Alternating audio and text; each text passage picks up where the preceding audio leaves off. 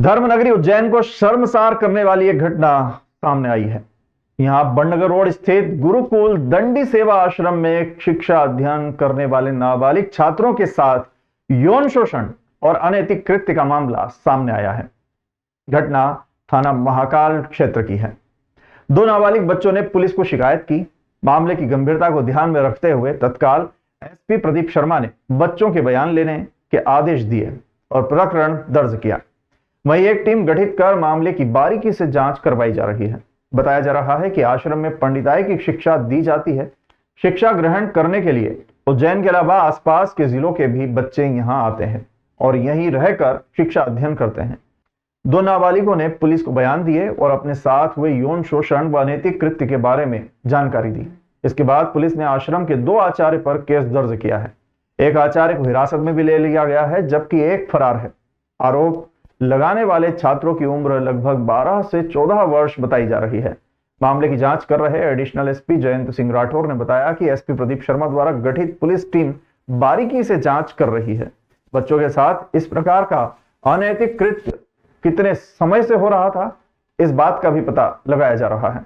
अन्य बच्चों को भी विश्वास में लेकर पूछताछ की जा रही है ताकि यह स्पष्ट हो सके कि कितने बच्चों के साथ इस प्रकार का कृत्य हुआ है और कौन कौन आरोपी इस कृत्य में शामिल है। आरंभिक जांच में पुलिस ने आरोपी आचार्य राहुल और आचार्य अजय के खिलाफ धारा 377, 506 व लैंगिक अपराधों से बालकों का संरक्षण अधिनियम की धारा में प्रकरण दर्ज किया है। आरोपी राहुल आचार्य को हिरासत में ले लिया गया है, जबकि एक आरोपी फरार है। बच्चे घर जाना आना है और अपन उनको नहीं भेजते हैं तो व्यवस्था गड़बड़। रामायण जी पढ़ने के लिए जगाते हैं, कोई यदि उनकी इच्छा नहीं है तो भी गड़बड़। सेवा भाव जैसे कामकाजी होता है, ये भी उनकी मर्जी के ऊपर रहता है। तो आचार्यों पर इसलिए उन्होंने लगाया कि एक तो वो बेचारे डर जाते हैं, हर किसी के धमकी में बच जाते हैं। परंतु जो अजय नाम का आचार्य जी है, मैं नवरात्रि में बाहर था, उस समय दो पालकों का टेलीफोन आया था। तो उन्होंने कहा था कि बोले वो आपका आचार्य आश्रम में नहीं होना चाहिए, वो गंदा आदमी गलत काम करता है, उसको तत्काल निकाला दिया जाए।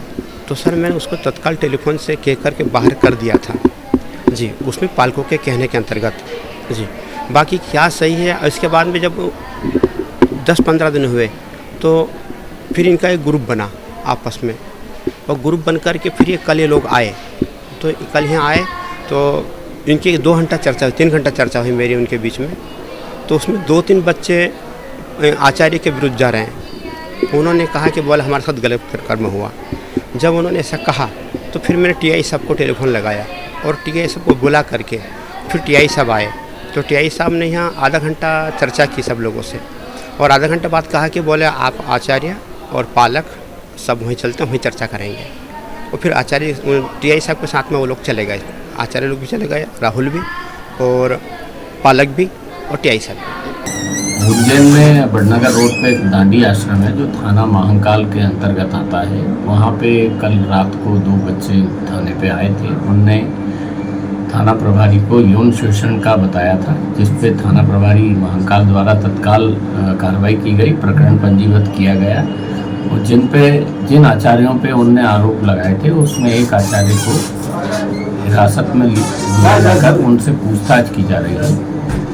आश्रम में जो अन्य बच्चे हैं उनको विश्वास में लेके एक टीम बना के उनसे भी पूछताछ की जा रही है, और जैसा वो बच्चे बताएंगे वैसे तदनुसार सख्त कार्रवाई की जाएगी। सर आरंभिक जांच में कितने आरोपी सामने आए और कितने बच्चों ने शिकायत की? आरंभिक जांच में अभी 2 आचार्यों पे आरोप लगाए हैं, जिसकी तस्दीक की जा रही है। 2 बच्चों के द्वारा अभी बताया गया है, और बच्चे भी अगर उसमें पीड़ित हैं तो उसमें हमारी एक टीम उनको विश्वास में लेकर पूछताछ करेगी। अगर वो बताया जाएगा तो वैसी कार्रवाई की जाएगी। दिवंगत स्वतंत्रता संग्राम सेनानी के मकान आवंटन में फर्जी दस्तावेज के मामले में एफआईआर दर्ज होने के 48 घंटे बाद प्राधिकरण द्वारा बाबू प्रवीण गहलोत को निलंबित कर दिया गया है। माधवनगर पुलिस ने 2 दिन पहले सागर जिले के ग्राम खुरई निवासी दिवंगत स्वतंत्रता संग्राम सेनानी सुदामा प्रसाद अग्रवाल के फर्जी दस्तावेजों पर मकान आवंटन मामले में यूडीए बाबू प्रवीण गहलोत, स्टाम्प वेंडर आशीष अग्रवाल के खिलाफ कूट रचित दस्तावेज बनाने व धोखाधड़ी की धाराओं में प्रकरण दर्ज किया था। आरोप है कि इन्होंने 25 साल पहले मृत स्वतंत्रता संग्राम सेनानी के नाम से दस्तावेज तैयार किए और मकान लेने की कोशिश की। पुलिस ने दोनों को 3 दिन के पुलिस रिमांड पर लिया है। इसमें बाबू गहलोत सरकारी कर्मचारी है। कर्मचारी मैनुअल के मुताबिक कर्मचारी के 48 घंटे तक पुलिस हिरासत में रहने पर उसे निलंबित किया जाता है। यूडीएस सीईओ संदीप सोनी ने बताया कि कर्मचारी प्रवीण गहलोत पर थाने में एफआईआर दर्ज होने और 48 घंटे से ज्यादा पुलिस हिरासत में रहने पर उन्हें निलंबित कर दिया गया है। चूँकि गिरफ्तारी हुई है और प्रवीण गहलोत की, और जो नियम बोलते हैं कि यदि 48 आवर्स यदि हो जाते हैं तो उसके पश्चात संबंधित अधिकारी कर्मचारी का निलंबन किया जाना आवश्यक हो जाता है। 48 आवर्स कल रात को हुए हैं और उसका जो रिटर्न इंटीमेशन है हमने थाने से मांगा है, जो होपफुली हमें आज मिल जाएगा। उसके पश्चात उस पर जो नियमानुसार कार्रवाई वो की जाएगी। केंद्र सरकार के शिक्षा मंत्रालय द्वारा जारी किए गए कोचिंग संचालकों के लिए नए नियमों को लेकर उज्जैन विक्रम विश्वविद्यालय द्वारा संचालकों के साथ बैठक आयोजित कर नियमों का पालन करने की बात कही गई। उज्जैन में विक्रम विश्वविद्यालय के कुलगुरु डॉक्टर अखिलेश कुमार पांडे द्वारा उज्जैन में संचालित होने वाले कोचिंग संचालकों के साथ एक बैठक आयोजित की गई, जिसमें बच्चों को अच्छे तरीके से मार्गदर्शन कैसे मिल सकता है, इस पर खास तौर पर चर्चा की गई। बैठक में सभी ने युवाओं के भविष्य को लेकर बात कही। कुलगुरु ने बताया कि केंद्र सरकारी शिक्षा विभाग द्वारा कोचिंग संचालकों के लिए नई गाइडलाइन जारी की गई है। कोचिंग चलाने वाले सभी मालिकों को रजिस्ट्रेशन कराना अनिवार्य रहेगा। बैठक में जानकारी देते हुए नियमों का पालन करने की भी बात कही गई, जिसमें 18 वर्ष से कम उम्र के बच्चों को कोचिंग नहीं दी जाएगी। साथ ही कोचिंग में फायर से संबंधित सारे इंतजाम होना जरूरी होंगे और एक रूम में जरूरत से ज्यादा बच्चों को नहीं बैठाया जाएगा। ऐसे कई पॉइंट्स हैं जिन पर कुलगुरु ने कोचिंग संचालकों के साथ बैठक में उन्हें नियमों का पालन करने की बात कही। मालूम हो कि देश के निजी कोचिंग केंद्रों की संख्या बढ़ती जा रही है। ऐसे केंद्रों में पढ़ने वाले विद्यार्थियों पर अनुचित तनाव के कारण छात्रों द्वारा आत्महत्या करने, आग और अन्य दुर्घटनाओं के कारण जीवन की हानि होने के साथ ही अत्यधिक फीस वसूलने की समस्या सामने आई है। इसको लेकर शिक्षा विभाग, शिक्षा मंत्रालय, भारत सरकार ने प्राइवेट कोचिंग रेगुलेशन एक्ट बनाया है। शिक्षा मंत्रालय के दिशा निर्देशों पर चर्चा करने के लिए विक्रम विश्वविद्यालय में कोचिंग सेंटर संचालकों के साथ बैठक आयोजित की गई थी।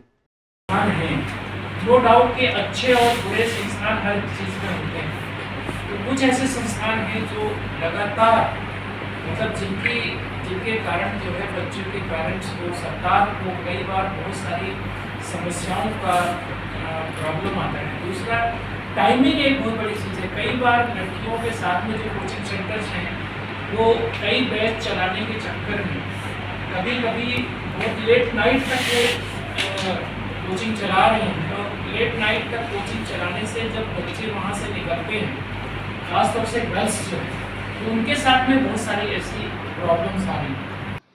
केंद्र सरकार के जो शिक्षा मंत्रालय है, उन्होंने एक जो कोचिंग चलती हैं, कोचिंग के रेगुलेशन के लिए एक रेगुलेशन बनाया है और सारे विश्वविद्यालयों को उसको भेजा है।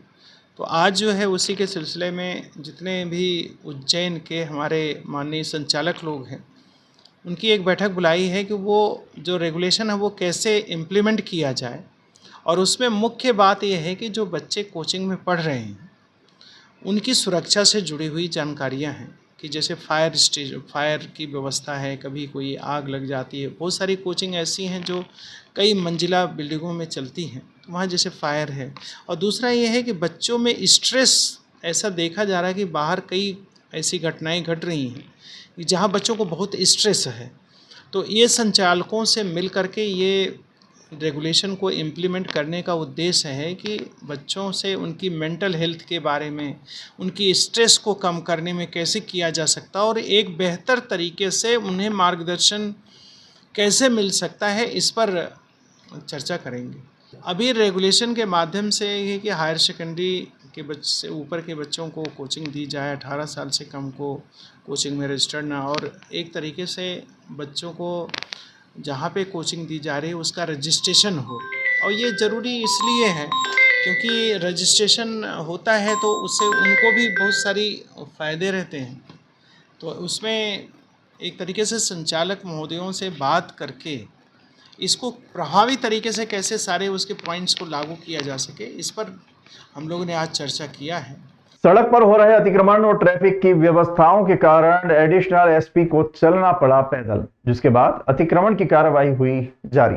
कई क्षेत्रों का अतिक्रमण और यातायात व्यवस्था दुरुस्त करने की कार्यवाही शुरू है। उज्जैन महाकाल मंदिर आने वाले श्रद्धालु आसानी से बाबा के दर्शन करने के लिए मंदिर तक पहुंच सके, इसलिए अतिक्रमण मुक्त क्षेत्र बनाया जा रहा है।